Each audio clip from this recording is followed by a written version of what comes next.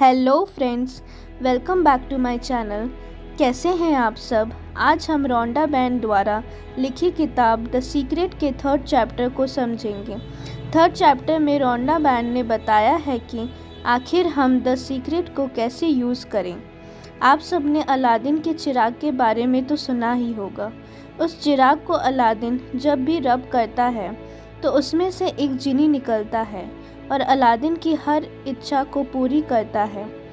वैसे ही law of attraction भी बिल्कुल उसी जिनी की तरह काम करता है। जब हम किसी भी विश को बताते हैं यूनिवर्स को, तो यूनिवर्स उस विश को तुरंत से हमें दे देते हैं। इस चैप्टर में रोंडा बैन ने 3 क्रिएटिव प्रोसेस के बारे में बताया है, जिसका यूज़ करके हम अपने विश को मैनिफेस्ट कर सकते हैं। और ये 3 क्रिएटिव प्रोसेस हैं ask, believe and receive. Ask मतलब मांगना। जैसे अलादीन अपने जिनी से मांगता था, वैसे ही आपको यूनिवर्स से मांगना है। जो भी आप मांगना चाहते हो, जो भी आपकी विश है, और बहुत ही क्लियर होकर मांगना है। ऐसा ना हो कि नहीं यह चाहिए, नहीं वह चाहिए, नहीं। आप बिल्कुल क्लियरली यूनिवर्स को बताओ कि हाँ मुझे यह चाहिए। बिल्कुल वैसा ही जैसे ऑनलाइन शॉपिंग करते वक्त आप ऑर्डर प्लेस करते हो और क्लियर रहते हो कि मुझे यही ड्रेस चाहिए या फिर ये शूज़ चाहिए। बिल्कुल वैसे ही एकदम क्लियरली यूनिवर्स को बताना है कि मुझे यह विश चाहिए। अपने माइंड में आप क्लियर रखो कि आपको क्या चाहिए। अपने विश को मांगने के बाद जो सेकंड स्टेप है वो है बिलीव, यानी कि भरोसा करना। अपनी यूनिवर्स पर विश्वास करना कि आपकी मांगी हुई विश जब ज़रूर पूरी होगी। जैसे ऑनलाइन शॉपिंग करते वक्त ऑर्डर प्लेस करने के बाद आपको विश्वास होता है कि आपका ऑर्डर बहुत ही जल्द आपके घर तक पहुंच जाएगा। बिल्कुल वैसे ही आपको यूनिवर्स पर भरोसा करना है, कोई भी डाउट नहीं रखना। भरोसा करने के टाइम आप ऐसे एक्ट करोगे जैसे आपकी विश ऑलरेडी पूरी हो चुकी है। आपकी बोलचाल में यह चीज़ आना चाहिए कि वह विश ऑलरेडी पूरी हो चुकी है। आपके पास वह है, आपके पास सब कुछ है।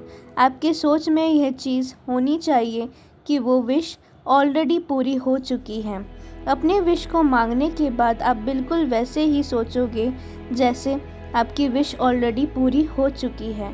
आपने जो भी यूनिवर्स से मांगा था वो आपके पास पहुंच चुका है। ऐसी पॉजिटिव थॉट की वजह से आपके माइंड में एक पॉजिटिव फ्रीक्वेंसी क्रिएट होगी और वही फ्रीक्वेंसी मैसेज के रूप में यूनिवर्स तक पहुंचेगी, जो रिसीव होती है। यूनिवर्स में रिसीव होते ही वो विश आप तक पहुंच जाएगी। यह बिल्कुल वैसे ही है जब मतलब आपने अपने मैसेज को लिखा, जैसे आप वह मैं अपने फ्रेंड को मैसेज लिखते हूँ। बिलीव मतलब उस मैसेज को अब आपको सेंड करना है, क्योंकि बिना सेंड किए आपके फ्रेंड तक तो वह मैसेज पहुँचेगा नहीं। तो बिलीव उस मैसेज को सेंड करने के बराबर ही इसके बाद जो लास्ट स्टेप आता है वह है रिसीव। जैसे नला शॉपिंग करते वक्त ऑर्डर प्लेसमेंट करते हो और फिर वह ऑर्डर आप तक पहुंच जाता है, उस वक्त जितनी खुशी आपको मिलती है उसी तरीके से आपको खुश होना है। और यही है रिसीव करने का थर्ड स्टेप। इस स्टेप में आप बिल्कुल वैसे ही खुश हो जैसे आपकी डिज़ायर, आपकी विश मैनिफेस्ट हो चुकी है, क्योंकि खुश होने से भी आपके माइंड में एक अलग सी फ्रीक्वेंसी क्रिएट होती है और वो फ्रीक्वेंसी आपको बताती है कि यूनिवर्स ने आपकी विश को, आपके डिज़ायर को ग्रांट कर लिया है। यह बिल्कुल उसी तरीके से काम करता है जैसे आपको बिल्कुल वैसे ही यह क्रिएटिव प्रोसेस का यूज़ करके अपने विश को मैनिफेस्ट करना है। अब आती है बात डाउट की, क्योंकि कोई भी विश जब आप मांगते हो तो बहुत सारे क्वेश्चन हमारे माइंड में होते हैं कि आखिर कैसे हमारे विश पूरी होगी, कब होगी। यह सारी चीज़ें डाउट क्रिएट करता है, बट आपको डाउट क्रिएट नहीं करना है, आपको बिलीव करना है। फॉर एग्ज़ाम्पल, अगर आपकी विश है कि आप अपने वेट को लूज़ करो, तो आप इस बात पर फोकस नहीं करोगे कि आपकी वेट कैसे लूज़ होगी, कब तक होगी, और ये फील करोगे कि आपकी वेट ऑलरेडी लूज़ हो चुकी हैं, आप पतले हो चुके हो। यूनिवर्स कभी भी हमारे डिज़ायर्स को मैनिफेस्ट करने के लिए टाइम नहीं लगाती, वो तुरंत से मैनिफेस्ट कर देती हैं। टाइम लगता है तो सिर्फ डाउट के वजह से, क्योंकि डाउट की वजह से हमारा मैसेज यूनिवर्स तक पहुंचता ही नहीं है। क्योंकि हमने डाउट किया, बिलीव नहीं किया, तो वो मैसेज हमने ही सेंड नहीं की। हमें बिलीव करना है, डाउट नहीं करना है। हम $1,000,000 मांगे या डॉलर मांगे, हम यूनिवर्स से ये मांगे कि हमारी 10 केजी वेट लूज़ हो या 2 केजी वेट लूज़ हो। यूनिवर्स के लिए दोनों देना बिल्कुल बराबर है और बहुत आसान है। मुश्किल जो है वो सिर्फ बिलीव करने में आती है।